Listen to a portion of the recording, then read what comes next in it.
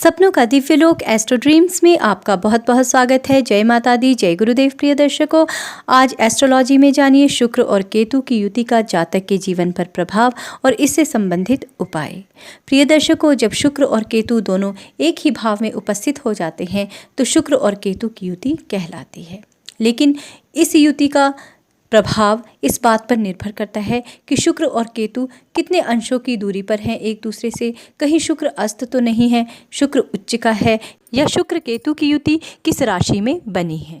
शुक्र और केतु की युति को जानने से पहले शुक्र और केतु के विषय में जानना बहुत आवश्यक है।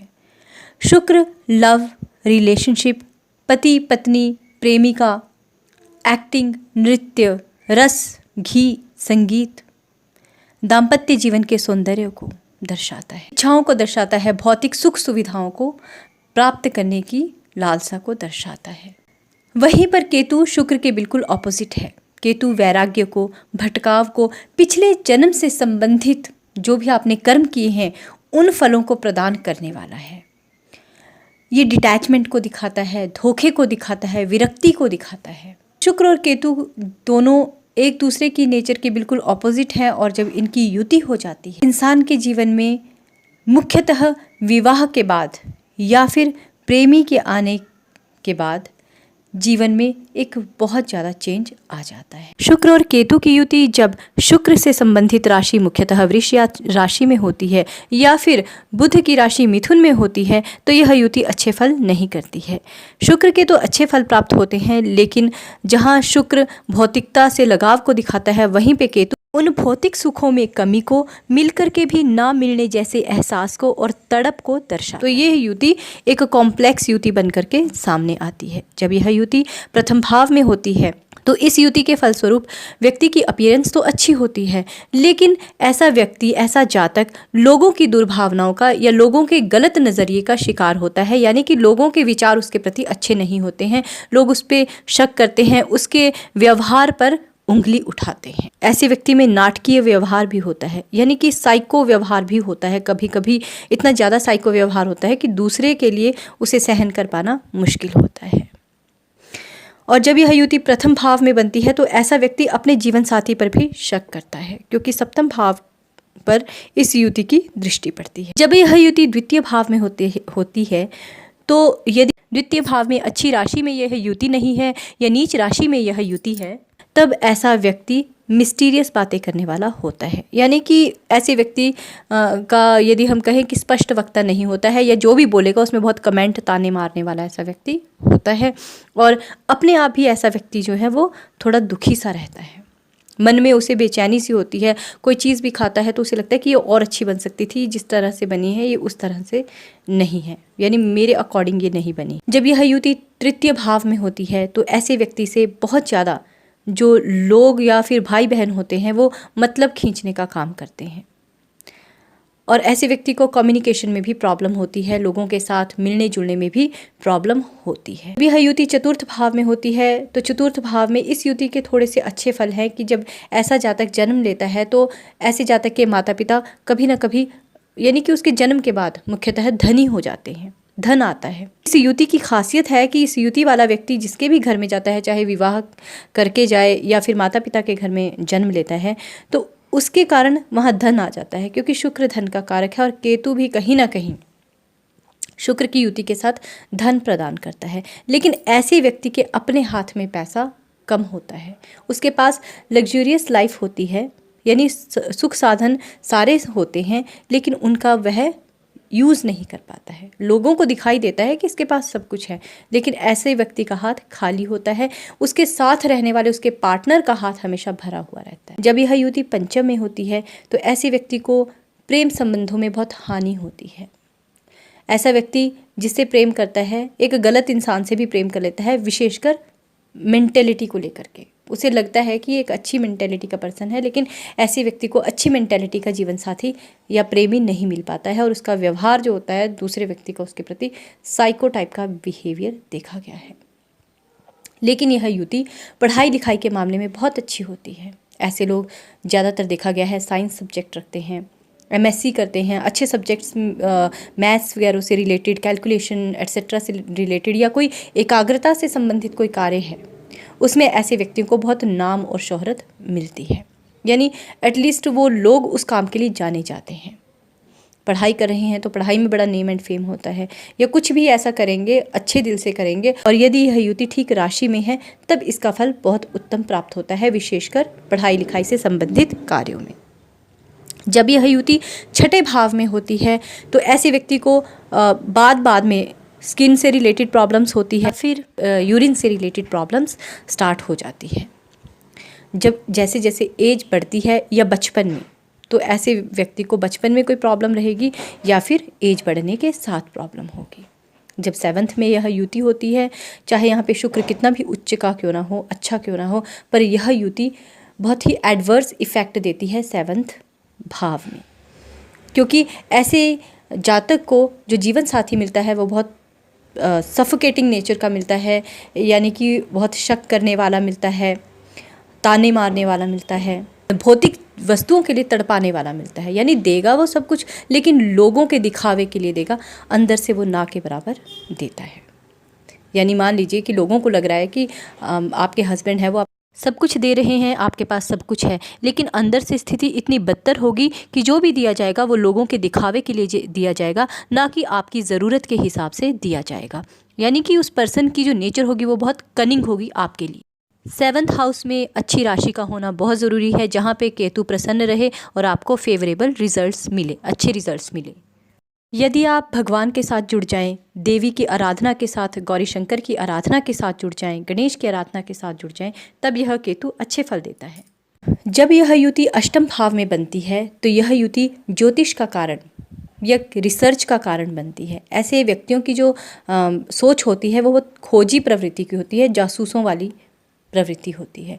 लेकिन इस युति का एक एडवर्स इफेक्ट भी देखने को मिला है कि इस युति में क्या होता है कि ऐसा व्यक्ति सामने से भगवान का भक्त आध्यात्मिक दिखाई देता है, लेकिन अंदर स्त्रियों के प्रति या ऑपोजिट जेंडर के प्रति एक ललक सी, एक प्यास सी रहती है। तो ऐसा व्यक्ति स्प्लिट पर्सनैलिटी या डबल फेस पर्सन कह सकते हैं, कि जो जिसे हम कहते हैं कि मुँह में राम राम बगल में छुरी।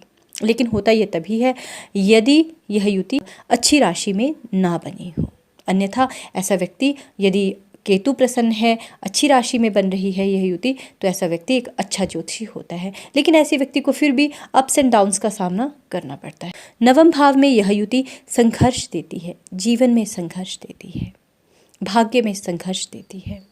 10वें भाव में यह युति मनुष्य को काम तो देती है, लेकिन वह व्यक्ति उस काम को बहुत ए ग्रेड समझता है, और जब उस काम को करने लगता है तो उसे लगता है कि ये तो बहुत बकवास यूज़लेस काम है, और ऐसा व्यक्ति बार बार काम को बदलता है, या ऐसे व्यक्ति से काम दूर चला जाता है, उसे कार्य नहीं मिल पाता है, उसमें कार्य में संबंधित उसे बहुत ज़्यादा प्रॉब्लम होती है। ऐसा व्यक्ति लोगों को ढंग से टॉलरेट नहीं कर पाता है। 11वें भाव में यह युति अच्छी मानी जाती है, लेकिन यहाँ पे व्यक्ति स्त्रियों के बहकावे में आ जाता है, या स्त्रियों के प्रसंग में पड़ने का ऐसे व्यक्ति का डर होता है, जिसके कारण उसे लॉस होता है। अन्यथा धन से संबंधित मामलों में यह युति अच्छी कहलाती है।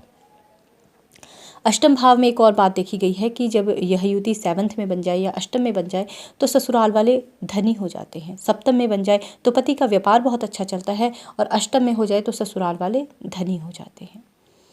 जब यह युति 12वें भाव में होती है तब भी इस युति के अच्छे परिणाम नहीं मिलते हैं। ऐसे व्यक्ति में बहुत ज़्यादा सोच विचार चला रहता है, और ऐसे व्यक्ति का खर्चा भी होता है, लेकिन जिस उद्देश्य के लिए ऐसा व्यक्ति खर्चा करता है वह उद्देश्य उसका पूरा नहीं हो पाता है, जिसके कारण उसे एक फ्रस्ट्रेशन जैसी लाइफ में रहती है। यह युति मुख्यतः दाम्पत्य जीवन के लिए अच्छी नहीं मानी जाती है। ऐसा व्यक्ति जब भी विवाह के विषय में सोचे या उसे रिश्ते आए तो कुंडली मिलान तो करे ही करे, लेकिन साथ में अपने मानसिक बौद्धिक स्तर का मिलान दूसरे व्यक्ति के साथ अवश्य करे, क्योंकि ऐसे व्यक्तियों को ज़्यादातर ऐसा जीवन साथी प्राप्त होता है जो बाहर से कुछ दिखता है लेकिन अंदर से कुछ और होता है, जिसके कारण उनकी ज़िंदगी में एक भटकाव शुरू होता है। कहने को बच्चे होंगे, अच्छी बाहर से दिखने वाली फैमिली लाइफ होगी, लेकिन जीवन में सुकून नहीं होगा। ऐसे व्यक्ति को थोड़ी सी यह भी समस्या होती है अपनी सोच के कारण। ऐसा व्यक्ति अपनी तरफ से बातें ज़्यादा सोचता है, दूसरों के बारे में गलत आंकलन, दूसरों के बारे में गलत एस्टिमेट्स लगा लेता है, जिसके कारण ऐसा व्यक्ति नुकसान को प्राप्त होता है, अपनी इमेज को खराब करता है ऐसा व्यक्ति।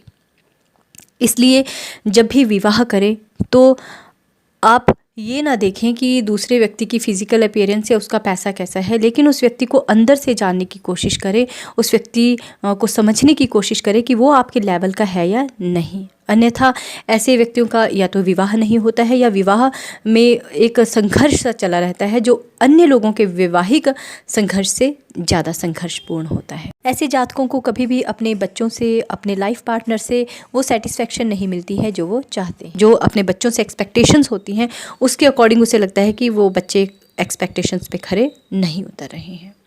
तो इसलिए यह युति जहाँ पे एक इंसान को लेखक बना सकती है, इंसान को एक अच्छा रचनाकार बना सकती है, एक अच्छा ज्योतिषी बना सकती है, एक अच्छा रिसर्चर बना सकती है, अच्छा तंत्र मंत्र का ज्ञाता बना सकती है, अच्छी पढ़ाई दिलवा सकती है, वहीं पे यह युति सांसारिक जीवन के लिए, सांसारिक सुखों के लिए अच्छी नहीं मानी जाती है। इस युति के कुप्रभावों को दूर करने के लिए विशेष ध्यान रखें कि कभी भी घर में यदि आप पालतू जानवर, पहली बात तो पेट्स ना पालें, कुत्ते या मेनली आप तोते ना पालें घर में। और यदि किसी ने पाला भी है तो आप उसे ना तो पिंजरे में रखें, ना ही कुत्ते को पटा लगाएं, गले में ना बांधें, क्योंकि जिनका केतु अशुभ हो जाता है, अगर वो जानवरों को तंग करते हैं या जानवर उनके कारण दुखी रहते हैं तो और अशुभता प्राप्त होती है। और ये मैंने प्रैक्टिकली देखा है लोगों की जन्मपत्री में।